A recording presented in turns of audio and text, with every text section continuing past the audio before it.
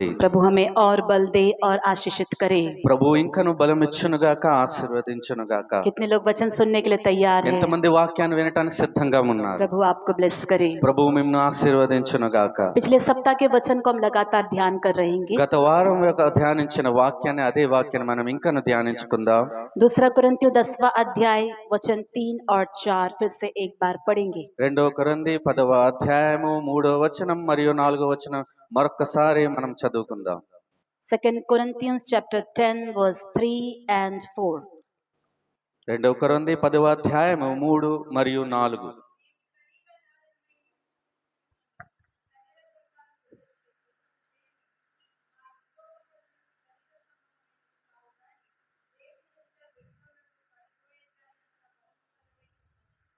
आमीन। क्योंकि यद्यपि हम शरीर में चलते फिरते हैं तो भी शरीर के अनुसार नहीं लड़ते, क्योंकि हमारी लड़ाई के हथियार शारीरिक नहीं पर घड़ों को ढा देने के लिए परमेश्वर के द्वारा सामर्थी है। మేము శరీరధారులమై నడుచుకొనుచున్నను, శరీర ప్రకారం యుద్ధం చేయము. మా యుద్ధోపకరణములు శరీర సంబంధమైనవి కావు గాని దేవుని ఎదుట దుర్గములను పడద్రోయి జాలినంత బలము కలవై ఉన్నవి. हालेलुया। హల్లెలూయా. हम शरीर में चलते फिरते हैं लेकिन तब भी हम शरीर में नहीं लड़ते। మనము శరీరంలో నడుచుకొనుచున్నాం, చలన కలిగి ఉన్నాము, అయినను శరీర ప్రకారం యుద్ధం చేయము. शरीर से लड़ेंगे तो हमें विजय नहीं मिलेगा। మనం శరీరంతో యుద్ధం చేస్తే మనకు గెలుపు అనుగ్రహించబడదు. खासकर मसीह लोगों को शरीर से लड़ने से कोई प्रयोजन नहीं है। ప్రాముఖ్యంగా క్రైస్తవులకు శరీరంతో యుద్ధం చేసిన యెడల ఏమీ లాభం ఉండదు. हमारी लड़ाई के हथियार आत्मिक है। మన యుద్ధోపకరణములు ఆత్మ సంబంధమైనవి. आत्मिक लड़ाई में हमें बड़ी जीत मिलती है। మన ఆత్మీయ సంబంధమైన యుద్ధంలో గొప్ప విజయం మనకు అనుగ్రహించబడుతుంది. शरीर से लड़ने वालों को जो विजय नहीं मिलता है, आत्मा से लड़ने वालों को, आत्मिक हथियार इस्तेमाल करने वालों को बड़ा विजय मिलता है। శరీర ప్రకారం యుద్ధం చేసే వాళ్ళకి ఎంత గెలుపు అనుగ్రహించబడదు, ఆత్మ సంబంధం వారికి ఆత్మ ఆయుధాలతో యుద్ధం చేసిన యెడల అత్యధికమైన విజయం అనుగ్రహించబడుతుంది. हालेलुया। హల్లెలూయా. काफी शरीर की लड़ाई हम दुनिया में देखते हैं। చాలా శరీరమైన యుద్ధములు మనం ఈ లోకంలో మనం చూస్తున్నాం. कभी कभी मसीह लोग भी जो है स्ट्राइक करते हुए रोड पर उतर आते हैं। అప్పుడప్పుడు క్రైస్తవులు కూడా స్ట్రైక్ చేయడానికి రోడ్డు మీదకి దిగి వస్తూ ఉంటారు. स्ट्राइक करना गलत बात नहीं है, స్ట్రైక్ చేయడం తప్పు కాదు గాని लेकिन शरीर की लड़ाई में हमें वो विजय नहीं मिलेगा जितना हमें आत्मिक जो है लड़ाई में विजय मिलेगा। కానీ శరీర ప్రకారమైన యుద్ధంలో అంత విజయం దొరకదు, అంతకంటే ఎక్కువగా ఆత్మ సంబంధమైన యుద్ధంలో మనకు విజయం అనుగ్రహించబడుతుంది. हालेलुया। హల్లెలూయా. शरीर से लड़ेंगे तो एक केस सॉल्व हो सकता है, శరీర ప్రకారం యుద్ధం చేస్తే ఒక కేసు కేవలం సాల్వ్ అయ్యి ఉండవచ్చు. लेकिन आत्मिक लड़ाई लड़ेंगे तो बहुतों की जिंदगी में आशीष आ जाएगी। కానీ ఆత్మ సంబంధమైన యుద్ధంతో జయిస్తే చాలా మంది ఆత్మీయ జీవితంలో గెలుపు వస్తుంది. हालेलुया। హల్లెలూయా. शैतान के राज्य ढा दिए जाएंगे, సాతాను రాజ్యం పడద్రోయబడుతుంది. बहुतों की जिंदगी बच जाएगी। చాలా మంది జీవితాలు తప్పించబడతాయి. हालेलुया। హల్లెలూయా. इसीलिए आत्मिक लड़ाई में हमें तैयार होना है। అందుకే ఆత్మీయ యుద్ధంలో మనము సిద్ధంగా ఉండాలి. पिछले सप्ताह हमने देखा था कि द वेपन ऑफ प्रेयर, మనం గత వారంలో చూసిన వాక్యంలో ప్రార్థన అనబడే ఆయుధము परमेश्वर ने मसीह लोगों को दिया हुआ एक भेंट के रूप में प्रार्थना है।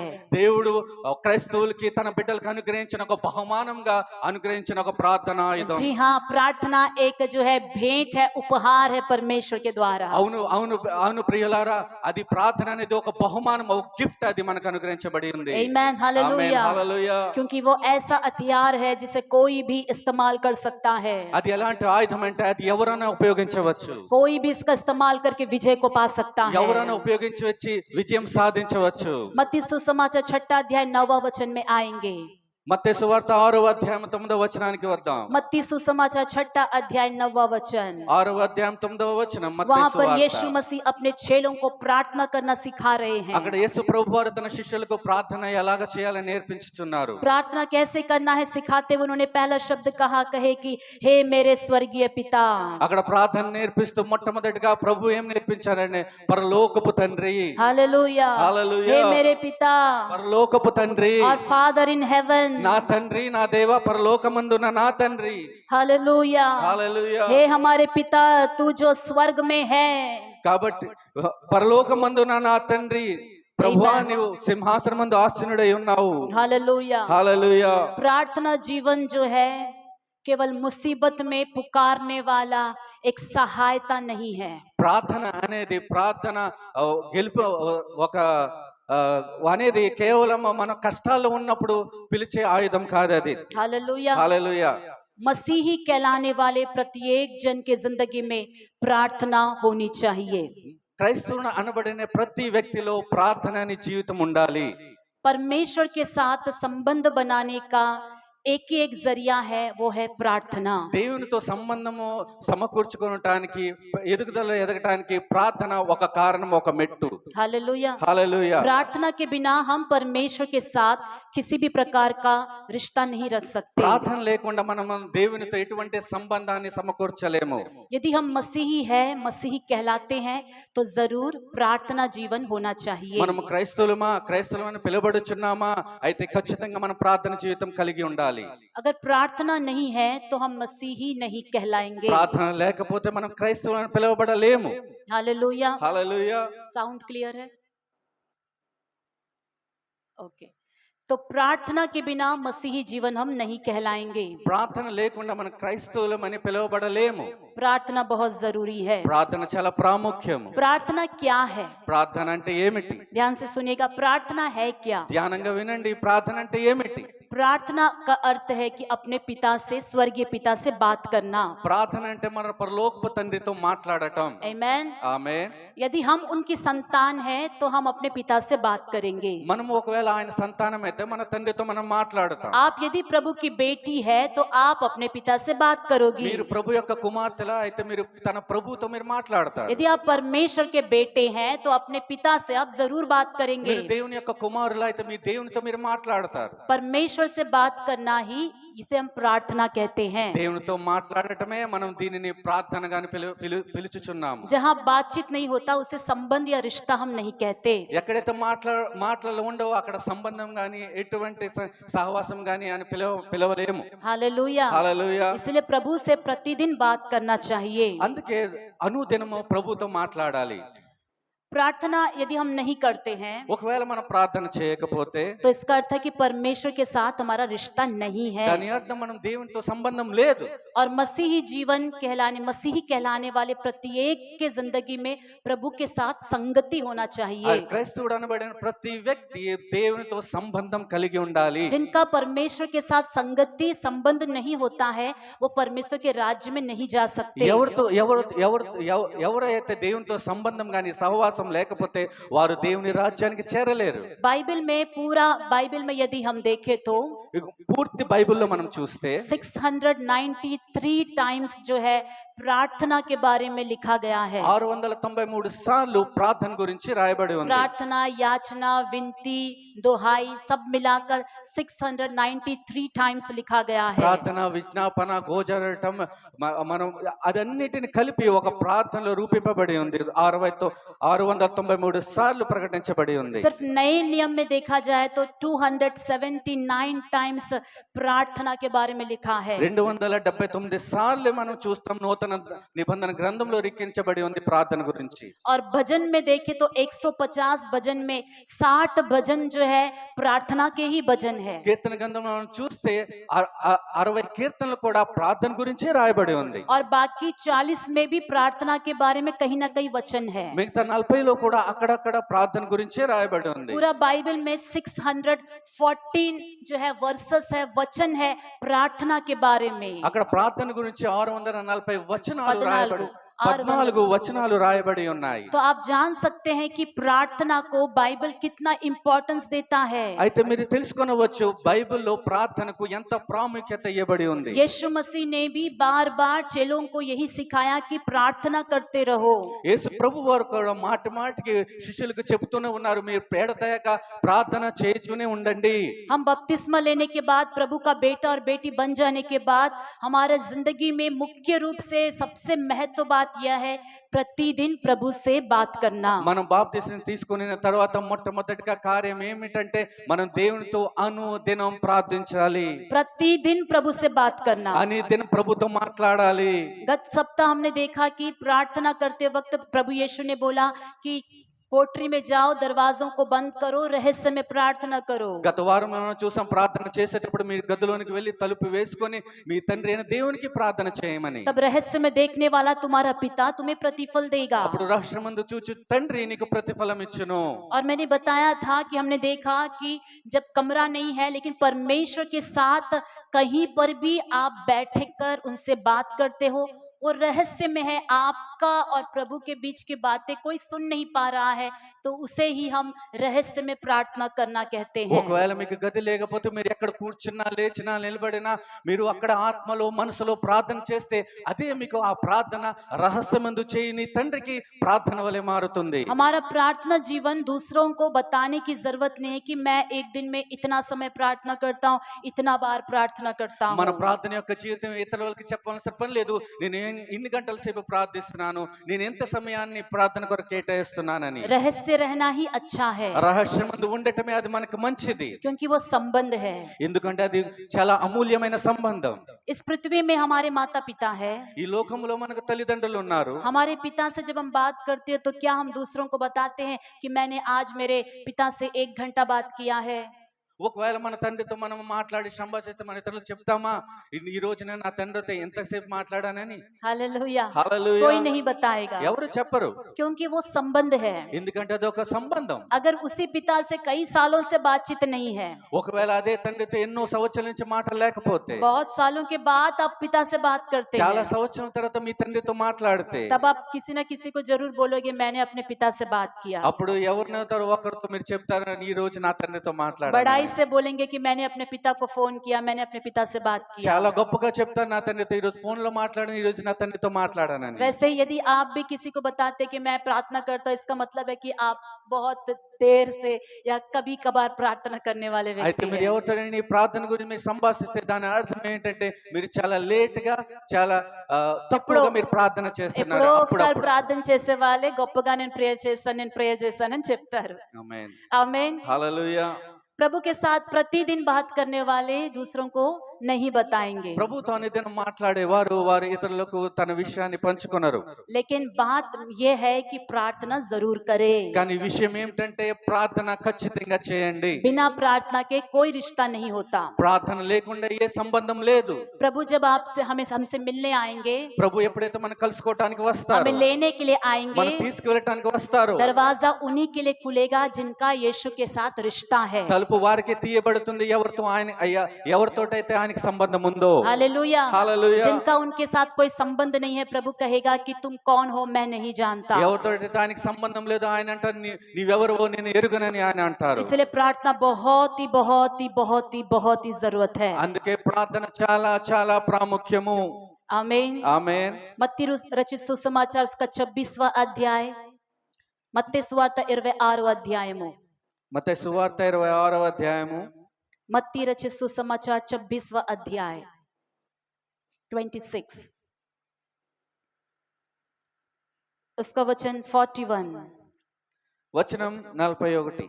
जागते रहो और प्रार्थना करते रहो कि तुम परीक्षा में ना पड़ो, आत्मा तो तैयार है परंतु शरीर दुर्बल है। మీరు శోధనలో ప్రవేశించకుండానట్లు మెలకువగా ఉండి ప్రార్థన చేయుడి, ఆత్మ సిద్ధమే గాని శరీరము బలహీనమని పేతురుతో చెప్పి. जागते रहो और प्रार्थना करते रहो మెలకువగా ఉండండి, ప్రార్థన చేస్తూనే ఉండండి. कि तुम परीक्षा में ना पड़ो। ఎందుకంటే మీరు శోధనలో ప్రవేశించకుండానట్లు. हालेलुया। హల్లెలూయా. जो प्रार्थना नहीं करते हैं ఎవరైతే ప్రార్థన చేయటం లేదు बड़ी आसानी से परीक्षा में गिर जाएंगे। చాలా సులువుగా వారు శోధనలో పడతారు. परीक्षा सभी को आती है ఆ పరీక్షలు అందరికీ వస్తాయి.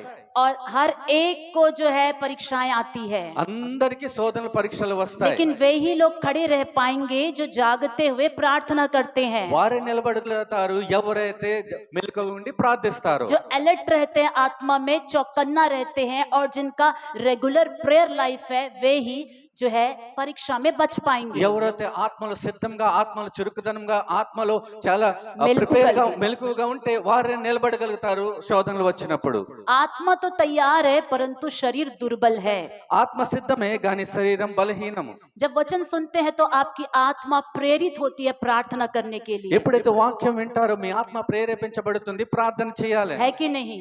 అవునా కాదా? जब वचन सुनते हैं तो आत्मा में उत्साह आ जाता है कि मुझे भी प्रार्थना करना है। ఎప్పుడైతే వాక్యం వింటానో వెంటనే ఉత్సాహం వస్తుంది, నేను కూడా ప్రార్థన చేయాలని. एक तो शैतान विरोधी है, प्रार्थना के लिए रुकावट करता है। ఒకడైతే సాతాను శత్రువు మనకు ప్రార్థనకు అడ్డు వేస్తూ ఉంటాడు. दूसरा जो शत्रु है हमारा शरीर है। మరొక విరోధి మన శరీరము. हमारा शरीर प्रार्थना करने नहीं देगा। మన శరీరము ప్రార్థన చేయనివ్వదు. शरीर दुर्बल है। ఎందుకంటే శరీరం బలహీనము. वचन कहता है कि शरीर दुर्बल है। ఎందుకంటే వాక్యం తెలియపరుస్తుంది శరీరం బలహీనము. ध्यान से सुनेगा, वचन कहता है कि शरीर दुर्बल है। ధ్యానంగా వినండి, శరీరము బలహీనము. हालेलूया। హల్లెలూయా. यही शरीर पिकनिक जाने के लिए जब कहेंगे तो बहुत एक्टिव रहेगा। ఇదే శరీరము పిక్నిక్ వెళ్ళాలని అనుకుంటే చాలా యాక్టివ్ గా ఉంటుంది. पार्टी जाना है तो यही शरीर बहुत एक्टिव रहेगा। పార్టీకి వెళ్ళాలంటే ఇదే శరీరం చాలా యాక్టివ్ గా ఉంటుంది. शॉपिंग जाना है कहने से यही शरीर बहुत एक्टिव रहेगा। షాపింగ్ వెళ్ళాలంటే ఇదే శరీరం చాలా యాక్టివ్ గా పనిచేస్తుంది. फ्लाइट चढ़ के मेनलैंड घूमने जाना है कहने से ये शरीर बहुत एक्टिव रहेगा। ఫ్లైట్ కి వెళ్ళి మెయిన్ తిరగాలని వెళ్ళాలంటే ఈ శరీరం చాలా యాక్టివ్ గా పనిచేస్తుంది. नहीं मत आओ मेनलैंड मत आओ, तुमको सर्दी है आराम करो। मुझे नहीं नहीं सर्दी ठीक हो जाएगा लेकिन मुझे मेनलैंड जाना है। లేదు లేదు రావద్దు, నీకు జలుబు ఉంది కదా, నీవు రాలేవంటే లేదు లేదు నేను వస్తాను, నాకు జలుబు ఎలాగైనా సరిపోతుందని అంటారు. पेट दर्द है घर में ही रहो हम घूमने जाएंगे कहने से नहीं नहीं नहीं मैं भी आऊंगा कहेंगे। పొట్ట నొప్పి నేను నీవు రాలేవు, నీవు ఇంట్లో ఉంటే లేదు లేదు నేను వస్తానని ఎలాగైనా బతిమాలుకుంటారు. लेकिन जब प्रार्थना का विषय आता కానీ है, ఎప్పుడైతే ప్రార్థన అనే విషయం जब వస్తుందో, आत्मिक बातें आती है, ఎప్పుడైతే ఆత్మీయ విషయాలు వస్తాయి, ये शरीर पहले खड़ा हो जाता ఈ है। శరీరం ముందు मैं నిలబడుతుంది. बहुत कमजोर हूँ, నేను చాలా నిర్బలుడని, मैं बहुत थक गया నేను हूँ, చాలా అలసిపోయాను, मुझे नींद आ रहा నాకు है, నిద్ర వస్తుంది, मैं प्रार्थना नहीं कर सकता, నేను ప్రార్థన मैं చేయలేను, कल प्रेयर करूंगा, నేను రేపు आज ప్రార్థిస్తాను, अच्छा से सो ఈ जाऊंगा, రోజు మంచిగా कल నిద్రపోతాను, से प्रेयर स्टार्ट నేను करूंगा। రేపు నుంచి ప్రార్థన మొదలు ये పెడతాను. कल कल कभी कल नहीं ఈ आएगा, రేపు రేపు అనేది ఎన్నడూ రేపు రాదు. आज से ही प्रार्थना करना शुरू करना ఈ है। రోజు నుండే ప్రార్థన మొదలు आपका ప్రారంభించాలి. शरीर ही आपको रोकेगा प्रार्थना करने से। మీ శరీరం మిమ్మల్ని ఆపుతుంది ప్రార్థన చేయాలని, शरीर पर विजय पाना है, కానీ శరీరం మీద విజయం విజయం शरीर पर పొందాలి. विजय पाने से ही आप प्रार्थना करने वाले व्यक्ति बन శరీరం మీద पाएंगे। విజయం పొందితేనే మీరు ప్రార్థించే వ్యక్తిగా మారతారు. जब जिंदगी में दुख ही आता है ఎప్పుడైతే జీవితంలో దుఃఖం వస్తుందో उस समय प्रार्थना करना आसान है, అప్పుడు ప్రార్థన చేయటం చాలా సులువు. लेकिन एक डिसिप्लिन प्रेयर लाइफ आना है तो ఒక క్రమశిక్షణమైన ప్రార్థన రావాలంటే हमारे शरीर को हमें डिसिप्लिन करना మన है। శరీరాన్ని మన క్రమశిక్షణలో తేవాలి. मसीहों को एक आत्मिक जो है डिसिप्लिन होना बहुत जरूरी है। క్రైస్తవులకు ఒక ఆత్మీయ క్రమశిక్షణ అనేది ఉండాలి. Hallelujah, hallelujah. जरूर होना అది चाहिए। నిశ్చయంగా ఉండాలి. पहला दसलोनिके उसका 5वां अध्याय మొదటి దశలోనిక పత్రిక 5వ అధ్యాయం उसका 19वां वचन इस प्रकार कहता है, అది 19వ వచనం ఇలాగ తెలియపరుస్తుంది. आत्मा को ना बुझाओ, ఆత్మను ఆర్పకుడి, do not quench the spirit. మీ ఆత్మను ఆర్పకుడి. हालेलुया, హల్లెలూయా. सभी कहेंगे आत्मा को ना बुझाओ, అందరం చెప్దామా ఆత్మను ఆర్పకుడి. जोर से कहेंगे आत्मा को ना కొంచెం बुझाओ। గట్టిగా చెప్దామా ఆత్మను ఆర్పకుడి. हालेलुया, హల్లెలూయా. ये आत्मा को कौन बुझाता है? ఆత్మను ఎవరు ఆర్పుతారు? हमारा शरीर बुझाता మన है, శరీరమే हमारे ఆర్పివేస్తుంది. शरीर के कार्य बुझाते మన हैं। శరీర కార్యాలు ఆర్పివేస్తాయి. हालेलुया, హల్లెలూయా. प्रभु का वचन सुनते वक्त प्रभु हमारी आत्मा में एक आग लगाता है। వాక్యం వినప్పుడు ప్రభు మన హృదయంలో మన ఆత్మలో ఒక అగ్నిని రగిలిస్తారు. आराधना करते वक्त प्रभु हमारे आत्मा में एक आग को लगाता है। ఆరాధన సమయంలో ప్రభు ఒక అగ్నిని రగిలిస్తారు మన वो హృదయంలో. आग लगाने के बाद घर जाने के बाद उस आग में आपको और लकड़ी डालना है। కానీ ఇంటికి వెళ్ళిన తర్వాత అదే అగ్నిలో ఇంకను కర్రలు వేయాలి. क्या आपने कभी एक ऐसे चूल्हे को देखा ఇలాంటి ఒక మంటను చూసారా? जिसमें आग लगाने के बाद वो हमेशा जलता रहे? ఎలాగైతే మనం అగ్ని అంటించిన తర్వాత ఎప్పుడు వెలుగుతూనే ఉంటుందా? नहीं, कभी हमेशा नहीं जलते रहेगा। లేదు లేదు, ఎప్పుడు వెలుగుతూనే ఉండదు. अगर वो आग हमेशा जलते रहना है तो ఒకవేళ ఆ మంట ఎప్పుడు రగులుతూనే ఉండాలంటే उसमें लकड़ियां डालते रहना है, దాంట్లో కర్రలు వేస్తూనే ఉండాలి, उसमें तेल डालते रहना है। దాంట్లో నూనె వేస్తూనే ఉండాలి. हालेलुया, इसलिए परमेश्वर की उपस्थिति में आते वक्त प्रभु आग लगाता है। అందుకే దేవుని యొక్క సన్నిధానంలో వచ్చినప్పుడు ఆయన అగ్నిని వేస్తూ ఉంటారు. पवित्र आत्मा आपके अंदर आग लगाता है। పరిశుద్ధాత్మ దేవుడు మీలో అగ్నిని రగిలిస్తూ वो ఉంటారు. आग आपको प्रेरित करती है कि मैं प्रार्थना करने वाला व्यक्ति बनूंगा। ఆ అగ్ని మిమ్మల్ని ప్రేరేపిస్తూ నేను ఒక ప్రార్థించే వ్యక్తిగా మారాలి. वो आग आपको प्रेरित करती है कि मैं परमेश्वर के लिए दौड़ने वाला व्यक्ति बनूंगा। ఆ అగ్ని మిమ్మల్ని ప్రేరేపిస్తుంది ప్రభు కొరకు నేను పరిగెత్తాలని. लेकिन घर जाने के बाद क्या आग को आप बनाए रख रहे हो? కానీ ఇంటికి వెళ్ళిన తర్వాత ఆ అగ్నిని అలాగే నిలబెట్టుచున్నారా? వింటున్నారా? परमेश्वर की आत्मा कहती है कि आग को, आत्मा को मत बुझाओ। కానీ దేవుని ఆత్మ తెలియపరుస్తుంది, ఆత్మ అగ్నిని ఆర్పవేయకండి. हालेलुया। हालेलुया। आपकी आत्मा को मत बुझाओ। మీ ఆత్మను ఆర్పవేయకండి. पवित्र आत्मा ने काम शुरू किया है, పరిశుద్ధాత్మ దేవుడు కార్యం చేయటం उसे ప్రారంభించాడు. लगातार बढ़ाने का काम आपका है। దాన్ని కొనసాగించడం మీ పని. प्रभु आपसे बात कर रहा है, మీతో మాట్లాడుచున్నాడు. उसमें लगातार बने रहने का काम आपका है। దానిలో నిడకలుగా ఉండవలసిన పని మీది. घर जाने के बाद भी प्रार्थना करें, ఇంటికి వెళ్ళిన తర్వాత కూడా ప్రార్థించండి. हर दिन प्रार्थना करेंगे तो एक एक लकड़ी डालने के बराबर है। అనుదినం మనం ప్రార్థిస్తే ప్రతిరోజు ఒక్కొక్క కర్ర వేసిన అర్థం. क्या आप सुन रहे हैं? మీరు వింటున్నారా? प्रतिदिन प्रार्थना करने का अर्थ है कि आप उस आग में एक एक लकड़ी डाल रहे हो। అనుదినం ప్రార్థన చేయటం దాని అర్థం ఏంటంటే మీరు ఆ మంటలో అనుదినం మీరు కర్రలు వేస్తున్నారని, प्रतिदिन तेल डाल रहे हैं, అనుదినం మీరు నూనె వేస్తున్నారు. यीशु आने तक वो मशाल जलते रहना है। యేసు ప్రభు వచ్చే వరకు ఆ మంట రగులుచూనే ఉండాలి. जकरिया की पुस्तक उसका 12वां अध्याय 10वां वचन इस प्रकार कहता జకరియా है, రాసిన పుస్తక 12వ అధ్యాయం ఇలా తెలియపరుస్తుంది. अंत के दिनों में परमेश्वर जो है अपने लोगों पर प्रार्थना सिखाने वाली आत्मा उंडेलना चाहता है। అంతిమ దినాల్లో ప్రార్థన నడిపించే ఆత్మను కుమ్మరించబోతున్నాడు. स्पिरिट ऑफ सप्लिकेशन, విజ్ఞాపన చేసే ప్రార్థన ఆత్మ. हालेलुया। हालेलुया। वो स्पिरिट ऑफ सप्लिकेशन परमेश्वर प्रत्येक जन के अंदर चिंगारी की तरह डाल रहा और है। ప్రార్థించే ప్రార్థన ఆత్మతో ఒక రగులుకునే మంటలాగా వేచున్నాడు. ఒక చిన్న నిప్పులాగా దేవుడు అంటిస్తాడు। ఆమేన్, హల్లెలూయా, हालेलुया। छोटी सी चिंगारी मात्र पवित्र आत्मा आपके अंदर डालेगा। కేవలం పరిశుద్ధాత్మ దేవుడు నిప్పులాగా మీ హృదయంలో एक వేస్తాడు. छोटा सा अंदर में आपके अंदर प्रेरणा हो जाएगा कि मुझे आपसे प्रार्थना करना है। ఒక చిన్న ప్రేరేపణ మీ హృదయంలో కలుగుతుంది, అవును నేను ప్రార్థించాలని. जो उस बात को पकड़ सकता है। ఎవరైతే ఆ మాటను పట్టుకుంటారో, हाँ, प्रभु ने मेरे अंदर ये आग को डाला है, అవును ఆ ప్రభువు నా హృదయంలో ఈ అగ్ని मैं వేసి आपसे ఉన్నాడు. प्रार्थना करने वाली स्त्री बन जाऊंगी, ఇప్పుడు నేను ప్రార్థించే స్త్రీగా मैं మార్చబడతాను, प्रार्थना करने वाला पुरुष बन जाऊंगा। ప్రార్థించే పురుషుడిగా మార్చబడతాను. हालेलुया। హల్లెలూయా, विजय आपका होगा। విజయం మీదే प्रभु అవుతుంది. चाहता है कि हम प्रार्थना करने वाले लोग बने। ప్రభు కోరుకుంటున్నాడు మీరు ప్రార్థించే బిడ్డలుగా మారాలని. परमेश्वर अपने भवन को कैसे देखना चाहता है? ప్రభు తన మందిరాన్ని ఎలా చూడాలని मत्ती కోరుకుంటున్నాడు. सुसमाचार उसका 21वां अध्याय वचन 13 इस प्रकार कहता है, మత్తయి సువార్త 21:13 ఇలాగ సెలవిస్తుంది, 21:13 మత్తయి సువార్త ఇలా मेरा తెలియపరుస్తుంది, घर प्रार्थना का घर कहलाएगा। నా మందిరం ప్రార్థన మందిరం అనబడును. मंदिर कौन है? परमेश्वर के लोग हैं। మందిరం ఎవరు? దేవుని ప్రజలే. परमेश्वर चाहता है कि मेरे लोग प्रार्थना करने वाले लोग बन దేవుడు जाए। కోరుకుంటున్న తన ప్రజలు ప్రార్థించే ప్రజలుగా మారాలని. हालेलुया। हालेलुया। क्या आप प्रार्थना करने वाले व्यक्ति बनेंगे? మీరు ప్రార్థించే ప్రార్థన వీరుగా మీరు మార్చబడతారా? प्रभु को अपने हाथों को दिखाएंगे। ప్రభుకి మీ చేతులు చూపించండి. प्रभु मुझे वो प्रार्थना की हाथ मत दे। ప్రభువా ఆ ప్రార్థన ఆత్మ నాకు ఇవ్వండి. हालेलुया। హల్లెలూయా. आप कहेंगे कि मैं व्यस्त व्यक्ति हूँ। మీరంటారు నేను చాలా బిజీ మనిషిని. दानियल से ज्यादा कोई भी व्यस्त नहीं है। దానియేలు కంటే బిజీ మనిషి ఎవరు లేరు. बाइबल में दानियल नामक एक जो है बुद्धिमान पुरुष था। దానియేలు ఒకడే బైబిల్ ఒక బుద్ధిమంతుడు. దానియేలు ఒకడే కాదు, దానియేలు అనబడే ఒక జ్ఞానమైన ఒక పురుషుడు ఉన్నాడు। हालेलुया। हालेलुया। दानियल नामक एक बुद्धिमान पुरुष है। దానియేలు అనబడే వ్యక్తి ఒక బుద్ధిమంతుడు, జ్ఞానవంతుడు. उसका 6 अध्याय 1 से 5 वचन में यदि हम देखें, 6వ అధ్యాయం 1 నుండి 5 వచనాలు మనం చూస్తే दानियल की पुस्तक में आएंगे, దానియేలు పుస్తకానికి వద్దాం. मैं पढ़ूंगी। నేను చదువుతాను. दारा को यह अच्छा लगा कि अपने राज्य के ऊपर 120 ऐसे अधिपति ठहराए जो पूरे राज्य में अधिकार रखे, और उनके ऊपर उसने 3 अध्यक्ष जिनमें से दानिయేल एक था इसलिए ठहराए कि वे उन अधिपतियों से लेखा लिया करे और इस रीति राजा को कुछ हानि ना होने पाए। जब यह देखा गया कि दानिయేल में उत्तम आत्मा रहती है, तब उसको उन अध्यक्षों और अधिपतियों से अधिक प्रतिष्ठा मिली, वरन राजा यह भी सोचता था कि उसको सारे राज्य के ऊपर ठहराए। तब अध्यक्ष और अधिपति राज्य कार्य के विषय में दानिయేल के विरुद्ध दोष ढूंढने लगे, परंतु वह विश्वास योग्य था और उसके काम में कोई भूल या दोष ना निकला, और वे ऐसा कोई अपराध या दोष ना पा सके। तब वे लोग कहने लगे, हम उस दानिయేल के परमेश्वर की व्यवस्था को छोड़ और किसी विषय में उसके विरुद्ध कोई दोष ना पा सके। आमीन। यहाँ आमीन। पर हम देखते हैं दानियल जो है 120 देश के अधिपतियों के ऊपर जो है एक लीडर के रूप में या एक ऑफिसर के रूप में अपॉइंट किया गया। ఇక్కడ దానియేలు మనం చూస్తున్నాం 120 దేశాల మీద ఒక అధికారిగా మనం నియుక్త చేయబడిన వ్యక్తిగా మనం చూస్తున్నాం. 120 देश के अधिपतियों के ऊपर अधिपति 120 దేశాల మీద అధికారుల పైన అధికారి.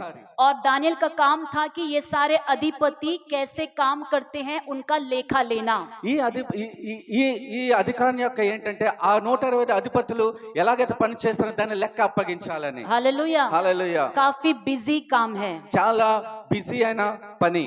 120 देश के अधिपतियों का हिसाब किताब रखना, काम कैसे करते हैं, अप टू डेट सब कुछ नोट करना और उनसे सलाह मशवरा करना, ये देशों के काम है, बड़े बड़े काम है। ఈ 125 దేశాల మీద అధిపతులకు ఉన్న వారి లెక్క చూచడం, వారు ఎలా పని చేస్తున్నారు, వాళ్ళతో సంభాషించడం చాలా ప్రాముఖ్యమైన, చాలా పెద్ద పని, చాలా బిజీ పని ఇది. हालेलुया। హల్లెలూయా. इतना बिजी रहने वाला एक गवर्नमेंट जो है ऑफिसर, ఇంత వ్యస్త కలిగిన ఒక మంచి ఆఫీసర్, गवर्नमेंट ऑफिसर है।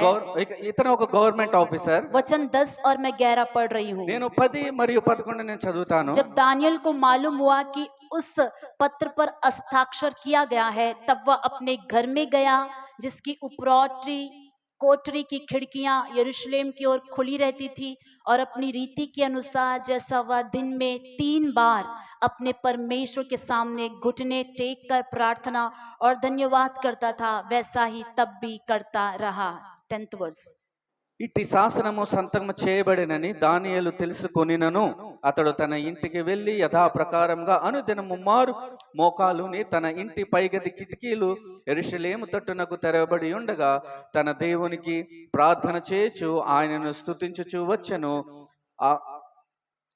दानियल की अपनी रीति थी, रीति के अनुसार 3 बार दिन में प्रार्थना करता था। దానియేలు అనుదిన చర్య ఏంటంటే ప్రతి దినం 3 సార్లు ప్రార్థించేవారు. परमेश्वर के लिए उसने एक टाइम टेबल बनाया। ఆయన దేవుని కొరకు ఒక టైం టేబుల్ ని చేసుకొని ఉన్నారు. इतना बिजी व्यक्ति है, ఎంత బిజీ వ్యక్తి 3 बार दिन में प्रार्थना करता కానీ है। దినానికి 3 సార్లు ప్రార్థించే వ్యక్తిగా ఉన్నాడు. सुबह उठते वक्त प्रार्थना करके प्रभु से बात करके वो ड्यूटी में जाता है। ఉదయం లేచిన వెంటనే ప్రార్థించి ప్రభుతో మాట్లాడి ఆయన పనికి వెళ్ళేవాడు. फिर दिन को लंच आवर में घर आने के बाद फिर से जो है घुटने टेक कर प्रार्थना करके अपने सारे कामों को, परिवार को परमेश्वर को सौंप के अपने देश के लिए प्रार्थना करके फिर वो काम पर जाता మరలా था। మధ్యాహ్నం భోజనానికి వచ్చిన తర్వాత ఆయన ప్రార్థించి మోకాళ్ళని తన కుటుంబంతో సంప్రదించి అన్ని మరియు లేఖ జోకాలు అన్ని చూసుకొని ఆయన ప్రార్థించేవాడు మధ్యాహ్నం కూడా.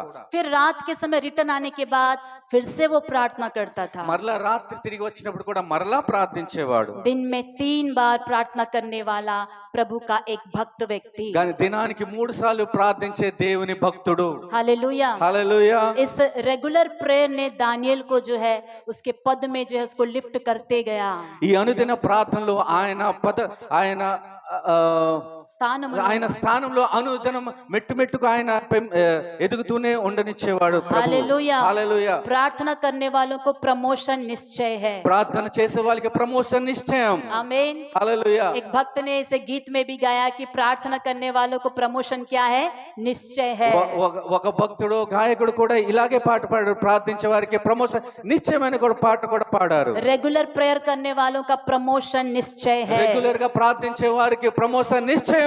मेरा तो प्राइवेट जॉब है, प्रमोशन का चांस नहीं है, आप कहोगे। మీరు అంటారు నాది ఒక ప్రైవేట్ జాబ్ గా నాకు ప్రమోషన్ ఛాన్స్ లేదని. आपका सैलरी में प्रमोशन हो మీ యొక్క जाएगा। సాలరీలో ప్రమోషన్ అవుతుంది. आमीन। హల్లెలూయా. प्रभु ऐसा करेगा। ప్రభు అలాగ చేస్తాడు. दानियल को परमेश्वर बढ़ाते गया దానియేలుని ప్రభువుని దినదిన వృద్ధి చేస్తూనే ఉన్నాడు. और जो है प्रार्थना करने वालों को परमेश्वर जो है अनेक रहस्य बातों को रिवील करेगा। కానీ ప్రార్థించే వారికి దేవుడు అనేకమైన రహస్యమైన మాటలు తెలియపరుస్తుంటాడు. यिर्मयाह उसका 33:3 में लिखा है कि मुझसे मांग और मैं तुम्हारी सुनकर तुम्हें अद्भुत और कठिन बातें बताऊंगा। ఇర్మియా 33:3 తెలియపరుస్తూ నాకు మొరపెట్టుము నీకు రహస్య నీకు ఉత్తరం ఇచ్చేదాన్ని నీకు రహస్యమైన కార్యాలు నేను కార్యములకు బోధించేదను వివరించదనని. Hallelujah hallelujah. परमेश्वर से प्रार्थना करने वालों को परमेश्वर उनके ज्ञान को बढ़ाएगा దేవుని ఎదుట ప్రార్థించే వారికి జ్ఞానాన్ని పెంపొందిస్తాడు उनकी ప్రభు. बुद्धि बढ़ेगी వారికి బుద్ధి పెరుగుతుంది. दानियल की प्रार्थना ने दानियल को जो है दर्शनों का अर्थ बताने वाला व्यक्ति बना दिया దాని యొక్క ప్రార్థన దర్శనాలకి అర్థం చెప్పే వ్యక్తిగా మార్చివేసింది. सपनों का अर्थ जो है बताने वाला व्यक्ति बना दिया కళల యొక్క అర్థాన్ని చెప్పే వ్యక్తిగా మార్చివేసింది. दर्शन देखने वाला व्यक्ति बना दिया దర్శనాన్ని చూసే వ్యక్తిగా మార్చివేసింది. दानियल की प्रार्थना ने ऐसा पावर था कि शेर के मुंह को प्रभु ने बंद कर दिया దాని యొక్క ప్రార్థన ఎంత శక్తి ఉందంటే సింహపు నోళ్ళను మూయించి వేసింది. दानियल के प्रमोशन को देखकर वहां के उसके कोलीग्स जो है जलने लगे थे అక్కడ దానియేలు యొక్క ప్రమోషన్ చూసి ఆయనతో ఉన్నవారు అసూయ పడ్డారు. जलन के मारे उन्होंने दानियल के विरोध में बहुत कुछ प्लान बनाया అసూయ పడి దానియేలుకు విరోధంగా చాలా ప్లాన్లు వేశారు. लेकिन प्रार्थना करने वाले व्यक्ति के विरोध में चाहे कितने भी प्लान बनाए जाए सब कुछ फेल हो కానీ जाएगा ప్రార్థించే వ్యక్తికి విరోధంగా ఎన్ని ప్లాన్లు వేసినా అవన్నీ అసఫలం అవుతాయి. आमीन ఆమేన్. अगर आप प्रार्थना करने वाले व्यक्ति हैं ఒకవేళ మీరు ప్రార్థించే వ్యక్తి అయితే आप जहां पर नौकरी करते हैं जहां पर आप नौकरी మీరు करते ఎక్కడైతే हैं ఉద్యోగం చేస్తున్నారు यदि आपके विरोध में कोई कुछ भी प्लान बना रहा మీకు है విరోధంగా ఎవరైనా ప్లాన్ చేస్తూ ఉంటే कोई भी आपके विरोध में कुछ भी कर रहा है ఎవరైనా మీకు విరోధంగా ఏదైనా కార్యం చేస్తూ सब ఉంటే कुछ असफल हो जाएगा అన్ని అసఫలం అవుతాయి. आप पढ़ाई करने वाले अगर बच्चे हैं మీరు చదువుతున్న బిడ్డలనే కావచ్చు, आपसे जलने वाले जो भी स्टूडेंट हैं आपसे जलने वाले जो स्टूडेंट మీరుతో है అసూయ పడుతున్న స్టూడెంట్స్ అయినా आप సరే, प्रार्थना करने वाली बेटी अगर बेटा है तो మీరు ప్రార్థించే బిడ్డ అయినా కుమారుడైన కుమార్తెవైనా उन అయితే सारे जलने वालों से ऊपर आप आगे बढ़ जाओगे అసూయ పడే వారందరికి పైకంటే మీరు హెచ్చించబడతారు. Hallelujah hallelujah. यदि आप प्रार्थना करने वाली घरेलू स्त्री है ఒకవేళ మీరు ప్రార్థించే ఒక ఇంటి స్త్రీ అయితే अगल बगल वाले यदि आपको देखकर जल रहे हैं చుట్టుప్రక్కల ఉన్న వాళ్ళు మిమ్మల్ని చూసి అసూయ పడితే परमेश्वर आपको उन सब के सामने ऊंचा कर देगा ప్రభు వాళ్ళందరి ముందు మిమ్మల్ని హెచ్చిస్తాడు. Hallelujah hallelujah. कभी कभी प्रेयर करने से ये अद्भुत नहीं होगा అప్పుడప్పుడు ప్రార్థన చేస్తే ఏమవ్వదు. प्रार्थना का रीति बनाना चाहिए ప్రార్థన యొక్క అనుదినం ప్రార్థించాలి. Hallelujah hallelujah. प्रार्थना का एक नियम बनाना ప్రార్థన चाहिए ఒక నియమమును ఏర్పాటు చేయాలి. आमीन ఆమేన్. वचन 25 को 25 से मैं एक बार पढ़ना चाहूंगी छठा अध्याय అదే 6వ అధ్యాయం 25వ వచనాన్ని दानियल చదవాలనుకుంటున్నాను. को जो है सिंह के मांद में डालने के बाद क्या होता है అది సింహపు బోనులో వేసిన తర్వాత దానియేలు జీవితంలో ఏం तब జరిగింది? दारा राजा ने सारी पृथ्वी के रहने वाले देश देश और जाति जाति के सब लोगों और भिन्न भिन्न भाषा बोलने वालों के पास या लिखा तुम्हारा बहुत कुशल हो मैं आज्ञा देता हूं कि जहां जहां मेरे राज्य का अधिकार है वहां के लोग दानियल के परमेश्वर के सम्मुख कांपते और थरथराते रहे क्योंकि जीविता और युगानुयुग तक रहने वाला परमेश्वर वही है उसका राज्य अविनाशी और उसकी प्रभुता सदा स्थिर रहेगी అప్పుడు రాజగు దర్యావేషు లోకమంతట నివసించు సకల జనులకును రాష్ట్రములకును ఆయా భాషలు మాట్లాడు వారికి ఇలాగు రాయించెను, మీకు క్షేమ వృద్ధి కలుగును గాక. నా సముఖమున నియమించినదేమనగా నా రాజ్యంలో సకల ప్రభుత్వముల యందును నివాసులు దానియేలు యొక్క దేవునికి భయపడుచు ఆయన సముఖమున వణుకుచుండవలెను. ఆయన జీవం గల దేవుడు, ఆయన యుగ యుగములు ఉండువాడు.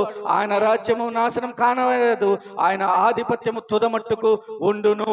हालेलुया एक हालेलुया। प्रार्थना करने वाले व्यक्ति को टच करेंगे ఒక ప్రార్థించే వ్యక్తిని ముడితే प्रभु के आंख के पुतली को छूने के बराबर है అది దేవుని యొక్క కన్నుని ముట్టినట్టు ఉంటుంది. जिन्होंने जो है दानियल को शेरों के मांद में डाला ఎవరైతే సింహపు బోనులో ధాన్యాల్ని వేశారో उनको सिंहों ने जो है हड्डी के साथ चबा डाला అది ఆ సింహమే వారిని ఎముకలతో తినివేసింది. प्रार्थना करने वालों के साथ कोई गेम नहीं खेल सकता है ప్రార్థించే వ్యక్తితో ఎవరు గేమ్ ఆడలేరు. Hallelujah hallelujah. क्योंकि हमारे हथियार दिखने वाले हथियार नहीं है ఎందుకంటే మన ఆయుధాలు కనిపించే ఆయుధాలు కావు, वो आत्मिक हथियार అది है ఆత్మీయమైన ఆయుధాలు. प्रभु से एक व्यक्ति बात करता है तो ప్రభుతో ఒక వ్యక్తి మాట్లాడుతుంటే प्रभु उसके पक्ष में खड़ा हो ప్రభు जाएगा ఆయన పక్షంగా నిలబడతాడు. एक दिन में 3 बार दानियल परमेश्वर से बात करता था రోజుకి 3 సార్లు ప్రభుతో మాట్లాడేవాడు. उसी का पावर है ये बड़े बड़े कार्य होने लगे దాని యొక్క శక్తి, దాని యొక్క ప్రభావమే ఇలాంటి కార్యాలు यदि జరిగించింది. हम परमेश्वर से बात करने वाले व्यक्ति बन जाते ఒకవేళ हैं, మనం కూడా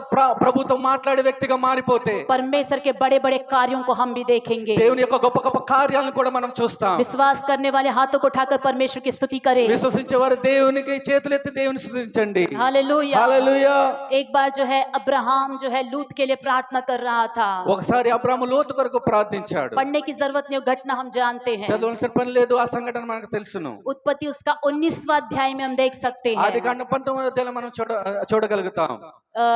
जो है अब्राहम जो है लूत के लिए चाचा था। అది అబ్రహాము లోతు యొక్క చిన్నాన్న. हालेलुया। హల్లెలూయా. तो ये चाचा जो है प्रेयर करने वाला चाचा है। ఈ చిన్నాన్న అనేది ఒక ప్రార్థించే వ్యక్తి. हालेलुया। హల్లెలూయా. तो 2 बार अब्राहम की वजह से लोत का जान बच गया। 2 సార్లు అబ్రహాం ప్రార్థన ద్వారా లోతు యొక్క ప్రాణం తప్పించబడ్డాది. जब अब्राहम और लोत अलग अलग हो गए, అబ్రహాము లోతు ఎప్పుడైతే విడివిడిగా విడిపోయారో, अब्राहम कनानियों के देश में रह गया, लूत जो है सदोम अमोरा में जाकर रहने लगा। అబ్రహాం కానాను దేశంలో ఉండిపోయాడు, లోతు సదోమ గొమొర్రా దేశంలోనికి వెళ్ళి నివసించాడు. एक बार वहां पर जो है शत्रु आकर सब कुछ लूट कर लेकर चले गए। ఒకసారి వచ్చి శత్రువులు వచ్చి అన్ని దోచుకొని వెళ్ళిపోయారు. अब्राहम को जब पता चला तो अब्राहम 300 सेना को ले गया और लूत को और सारी संपत्ति को सब कुछ जो है वापस छुड़ा कर लेकर आया। అబ్రాహాముకి తెలిసిన వెంటనే 300 సైనికులతో వెళ్ళి అవన్నీ దోచుకున్నవన్నీ మరలా తిరిగి తీసుకొని వచ్చాడు. अभी सेकंड टाइम जो है लूत और पूरा सदोम अमोरा परमेश्वर के विनाश के प्रकोप में था। రెండోసారి ఏంటంటే దేవుని కోపనాగ్నిలో ఉంది ఈ సొదొమ గొమొర్రా అనే దేశం. जैसे ही अब्राहम को पता चला, ఎప్పుడైతే అబ్రాహాముకి తెలిసిందో, अब्राहम परमेश्वर के सामने प्रार्थना करने అబ్రాహాం लगा। దేవుని సముఖంలో ప్రార్థించాడు. परमेश्वर वहां पर 50 लोग होने से क्या आप नाश कर दोगे? ప్రభువా అక్కడ 50 మంది ఉంటే ఆ దేశాన్ని పాడు చేస్తావా? प्रभु ने बोला नहीं, मैं ऐसा नहीं करूंगा। లేదు నేను అలాగ చేయను. प्रभु 40 लोग होने से ऐसा करोगे? ప్రభువా 40 మంది ఉంటే అలాగ नहीं, मैं చేస్తావా? ऐसा नहीं करूंगा। లేదు లేదు నేను అలాగ प्रभु చేయను. 30 लोग होने से ऐसा करोगे? ప్రభువా 30 మంది ఉంటే అలాగ प्रभु చేస్తావా? 10 लोग होने से ऐसा करोगे? ప్రభు 10 మంది ఉంటే అలా प्रभु చేస్తావా? 5 लोग होने से भी ऐसा करोगे? ప్రభు 5 మంది ఉంటే అలా చేస్తావా? प्रभु ने बोला 5 होने से भी मैं ऐसा नहीं ప్రభు करूंगा। అన్నారు 5 మంది ఉంటే కూడా నేను అలా చేయను. लेकिन वह 5 लोग भी नहीं मिले थे। కానీ 5గురు కూడా ఆయనకు అనుగ్రహించబడలేదు. अब्राहम की प्रार्थना को सुनकर प्रभु का वचन कहता है कि प्रभु ने लूत को बचा लिया। అబ్రహాము ప్రార్థన దేవుడు అక్కడ తెలియపరుస్తుంది, అక్కడ లోతుని ప్రభువు తప్పించాడు. लूत ने कभी नहीं सोचा होगा कि अब्राहम जो है, जो चाचा है, उसके लिए इतना ब्लेस्ड व्यक्ति है। కానీ లోతు ఎప్పుడు అనుకోలేదు ఎంతగానో ఆయన చిన్న ఎంత ఆశీర్వాదకరమైన వ్యక్తి ఆయన కొరకు ఉన్నాడని. हालेलुया। హల్లెలూయా. हमारे लिए ऐसे प्रार्थना करने वाले रिश्तेदार होना काफी ब्लेस्ड మన बात కొరకు है। ప్రార్థించే బంధువులు ఉండటం మనకి ఎంతో ఆశీర్వాదకరం. प्रार्थना करने वाले विश्वासी मित्र होना हमारे लिए बहुत ही ब्लेस्ड बात है। ప్రార్థించే విశ్వాసుల యొక్క స్నేహితులు ఉంటే ఎంతో ఆశీర్వాదకరం. प्रार्थना करने वाले माता पिता होना हमारे लिए बहुत ही ब्लेस्ड बात है। ప్రార్థించే తల్లిదండ్రులు ఉంటే ఎంతో ఆశీర్వాదకరం. आमेन। ఆమేన్. आपको नहीं पता आपके माता पिता का वैल्यू क्या है। మీకు తెలియదు మీ తల్లిదండ్రుల యొక్క విలువ ఏంటి. माता पिता जब तक बच्चों के लिए प्रार्थना करते हैं तब तक वो सेफ्टी में रहते हैं, उनको पता नहीं चलता प्रार्थना का वैल्यू क्या है। తల్లిదండ్రులు ప్రార్థించినప్పుడల్లా వారు సేఫ్టీలో ఉంటారు, వారికి తెలియదు తల్లిదండ్రులు వెనక ఏం చేస్తున్నారని. बच्चे कई बार अपने मम्मी को या ज्यादातर मम्मी को लेकर जो है बोलते रहते हैं, आप लोग को क्या मालूम, हम लोग का जनरेशन का ज्ञान अलग है, आप लोग को कुछ नहीं मालूम। పిల్లలు అంటూ ఉంటారు తల్లిదండ్రులకి మీకేం తెలుసు ఈ జనరేషన్ యొక్క జ్ఞానం ఏంటని, తెలివి ఏంటని. और आजकल के बच्चे भी माता पिता को बोलते हैं थोड़ा स्टाइल से रहो ना मम्मी, थोड़ा मॉडर्न का तरह सज के आओ ना। स्कूल जब जो है पेरेंट्स सिग्नेचर में जाते हैं तो बच्चे बोलते हैं माता पिता को कि आप जो है स्मार्ट से रेडी होके आओ। పిల్లలు తల్లిదండ్రులతో అంటారు పేరెంట్స్ మీటింగ్ వచ్చినప్పుడు మీరు మంచిగా అలంకరించబడి రా మమ్మీ రా నాన్న, పిల్లలు వారికి బోధిస్తారు. बच्चों को नहीं पता कि उनके माता पिता का वैल्यू क्या है। పిల్లలకు తెలియదు తండ్రుల యొక్క విలువ. हालेलुया। हालेलुया। बच्चे दूसरे माता पिता को देखते हैं जो स्टाइलिश है। और పిల్లలు ఇతరుల తల్లిదండ్రులు చూస్తారు చాలా స్టైలిష్ గా वे ఉంటున్నారు. सोचते हैं कि हमारे माता पिता ऐसे रहने से ही मेरा वैल्यू है। వారు అనుకుంటారు తల్లిదండ్రులు ఇలా స్టైలిష్ గా ఉంటే నాకు యొక్క విలువ ఉంటుందని. आपके माता पिता स्टाइलिश रहने से आपका वैल्यू नहीं మీ है। యొక్క తల్లిదండ్రులు స్టైలిష్ గా ఉంటే మీ యొక్క విలువ కాదు అక్కడ. आपके माता पिता अच्छे अच्छे कपड़े पहनने से आपका वैल्यू नहीं है। మీ తల్లిదండ్రులు మంచి మంచి వస్త్రాలు ధరిస్తే అక్కడ మీ విలువ ఎక్కువైపోదు. आपके माता पिता बहुत कमाने वाले हैं इसलिए आपका वैल्यू नहीं। మీ తల్లిదండ్రులు ఎక్కువ సంపాదిస్తున్నారని అందుకే అని మీ విలువ ఎక్కువైపోదు. आपके माता पिता यदि आपके लिए प्रार्थना करने वाले माता पिता है तब आप बहुत ब्लेस्ड व्यक्ति है। మీ తల్లిదండ్రులు ప్రార్థించే తల్లిదండ్రులుగా ఉంటే అప్పుడు మీకు చాలా ఆశీర్వాదకరం. बहुत सारे माता पिताओं का प्रार्थना है कि बच्चे आज सुरक्षित हैं। చాలా చాలా మంది పిల్లలు సురక్షితంగా ఎందుకున్నారంటే దాని వెనుక తల్లిదండ్రుల యొక్క ప్రార్థన. माता पिता को शादी के बाद बोझ समझकर घर से बाहर निकाल देने वालों को ये नहीं पता कि वो एक प्रार्थना का जो है कवच को घर